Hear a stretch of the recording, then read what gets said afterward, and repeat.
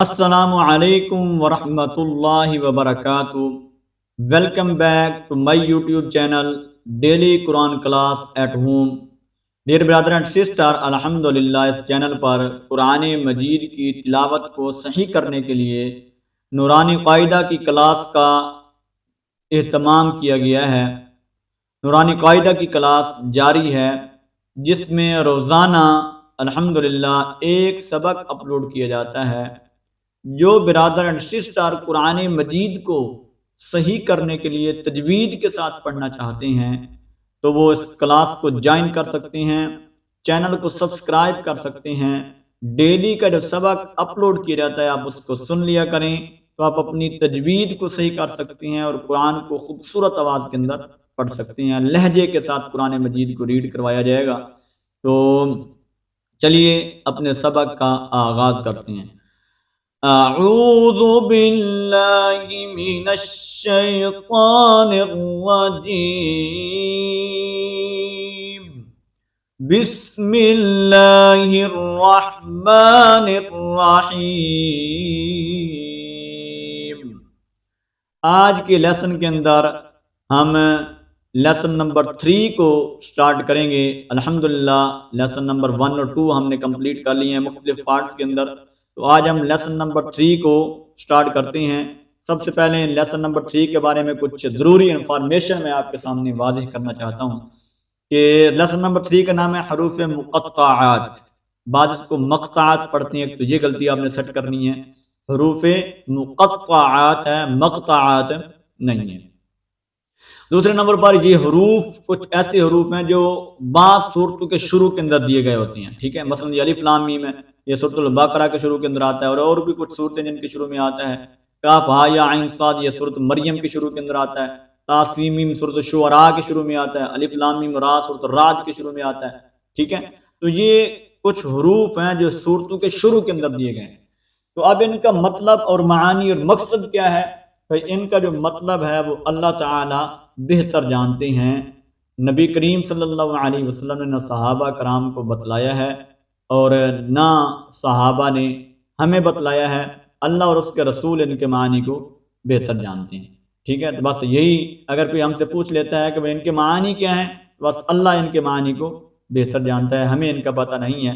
بعض مفسرین نے بڑی بڑی شرح کی ہے کہ ان کے فلاں معنی، ان کا فلاں معنی ہے، لیکن ہمیں ان شروعات کے اندر پڑھنے کی ضرورت نہیں ہے۔ بس صحیح اور راجح قول یہی ہے کہ اللہ اور اس کا رسول ان کے معنی کو اچھی طرح بہتر جانتے ہیں، ٹھیک ہے۔ اب ہم نے ان حروف کی مشق کرنی ہے۔ اب ان کو زبانی بھی یاد کر سکتے ہیں آپ کرنا چاہیں تو، لیکن ان کی ہم نے مشق کرنی ہے قرآن مجید میں کیسے ان کو پڑھنا ہے۔ تو صرف اس کے اندر آپ نے مشق، جیسے میں آپ کو پڑھاؤں گا نا آپ نے ویسے بس ان کو یاد کرنا ہے، ٹھیک ہے، جس طرح میں مشق کرواؤں گا، ٹھیک ہے۔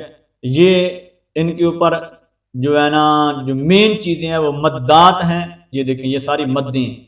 مد کا مطلب ہوتا ہے لمبا کرنا، کھینچنا، یعنی ہم آواز کو ہم نے ان کے اوپر کھینچ کر پڑھنا ہے، ٹھیک ہے۔ اب وہ کیسے کھینچیں گے وہ مشق سٹارٹ کرتے ہیں، میں آپ کو ساتھ ساتھ بتلاؤں گا۔ آپ نے میرے ساتھ پڑھنا شروع کرنا ہے اور جس طرح میں آپ کو ریڈ کرواؤں اس طرح آپ نے ان کو ریڈ کر کے ان کی مشق کرنی ہے، ٹھیک ہے۔ چلیے سٹارٹ کرتے ہیں۔ الف لام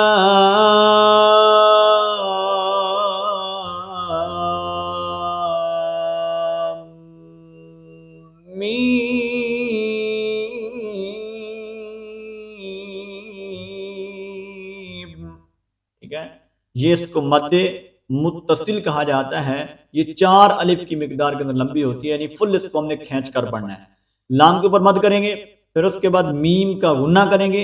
میم مشدد کا آپ کو پتہ ہے ہمیشہ غنہ ہوتا ہے۔ پھر اس کے بعد میم کے اوپر مد کریں گے۔ جتنی لام کے اوپر ہم نے مد کرنی ہے اتنی ہی ہم نے میم کے اوپر مد کرنی ہے۔ اس بات کو اپنے ذہن نشین کرنا ہے، ٹھیک ہے۔ دوبارہ میں ریڈ کرواتا ہوں۔ الف لام،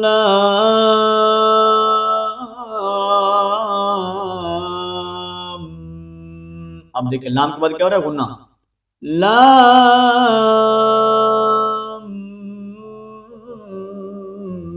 میم، ٹھیک ہے۔ لام کے بعد غنہ کرنا ہے، اور غنہ کیسے ہوگا؟ اپنے دونوں لپس کو آپ نے بند کر لینا ہے، ٹھیک ہے، اور آواز کو ناک کے اندر لے جانا ہے، یہ ہے غنہ کرنے کا طریقہ، ٹھیک ہے۔ الف لام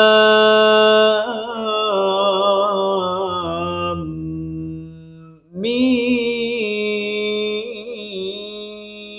صاد،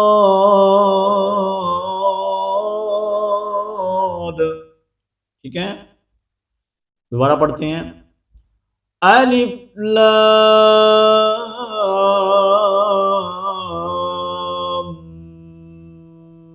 میم صاد،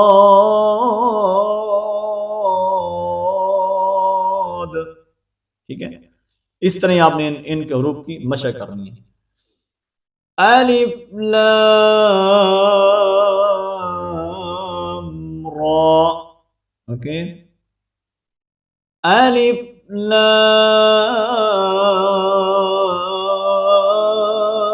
لام را، اوکے، الف لام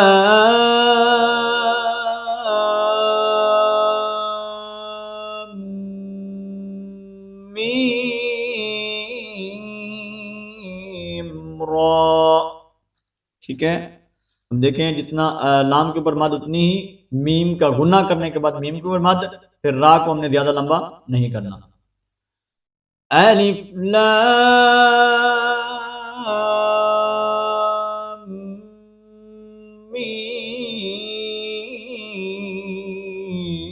میم را، اوکے، آگے یہ جو لفظ آ رہا ہے کاف ہا یا عین صاد، یہ تھوڑا مشکل ہے اور لمبا بھی ہے، ٹھیک ہے، آپ نے اس کو توجہ کے ساتھ ذہن نشین کرنا ہے۔ صرف ان کے اوپر بھی اس طرح مدیں کرنی ہے اور کوئی مشکل ورڈ نہیں ہے، لیکن یہ یاد رکھنا ہے کہ یہاں پر یہ کھڑی زبر ہے، یہ بھی کھڑی زبر ہے، ان کو تھوڑا کھینچنا ہے اور باقی کاف کو، عین کو، صاد کو فل کھینچنا ہے، ٹھیک ہے، صرف اتنا فرق کرنا ہے۔ تو ہم ان کو دو حصوں کے اندر ڈیوائیڈ کرتے ہیں پہلے، اس کے بعد پورے کو ایک حصے کے اندر پڑھیں گے۔ کاف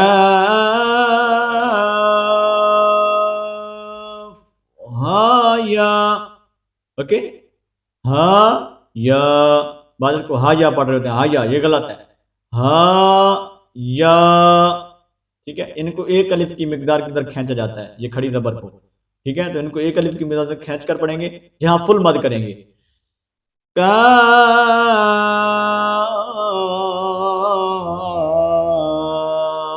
ہا یا، ہا یا، اوکے، یہاں تک آپ کو سمجھ آ گئی ہوگی۔ اب اگلے حصے کو پڑھتے ہیں۔ عین کے اوپر پہلے ہم نے مد کرنی ہے، پھر غنہ کرنا ہے، عین کے بعد پہلے مد کرنے کے بعد یہ مد کھینچیں گے، مطلب ہے کھینچیں گے اس کو، پھر غنہ کریں گے، پھر صاد کے اوپر آ کر کے مد کریں گے، ٹھیک ہے، یہ خیال رکھنا ہے۔ عین، ٹھیک ہے، مد کے بعد دیکھیں نا آواز فوراً ناک میں چلی جاتی ہے تھوڑی دیر کے لیے، عین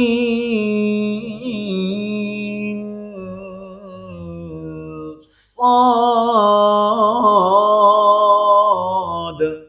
ٹھیک ہے، دوبارہ عین کے اوپر پہلے مد، پھر غنہ، پھر صاد کی مد، عین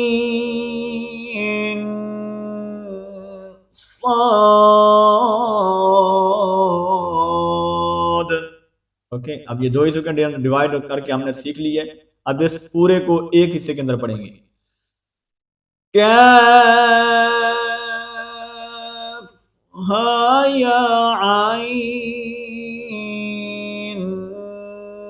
صاد، ٹھیک ہے، تو یہ ہے اس کے پڑھنے کا طریقہ۔ دوبارہ میں ایک دفعہ ریڈ کر دیتا ہوں۔ کاف ہا یا عین صاد، اوکے، طہ، دیکھیں جتنا تا کو لمبا اتنا ہا کو لمبا، طہ، طہ، اوکے، تو یہ ہے ہمارا آج کا سبق۔ اگلے لفظ تھوڑا یہ مشکل ورڈ آ رہا ہے، تو کل انشاءاللہ ہم اس کو ساتھ ملا کر اس لیسن کو پورا کمپلیٹ کریں گے۔ تو یہاں تک آپ نے اچھی طرح اس کی مشق کرنی ہے۔ یہ تھوڑے مشکل ورڈ تھے، تو آگے ایک لفظ یہ مشکل ہے اور ایک آگے یہ والا آ رہا ہے تھوڑا مشکل ہے، تو ان کو ہم آسانی کے ساتھ کل حل کر لیں گے۔ تو اب ملتی ہیں نیکسٹ لیکچر کے اندر، الباقی عند التلاقی انشاءاللہ تعالی۔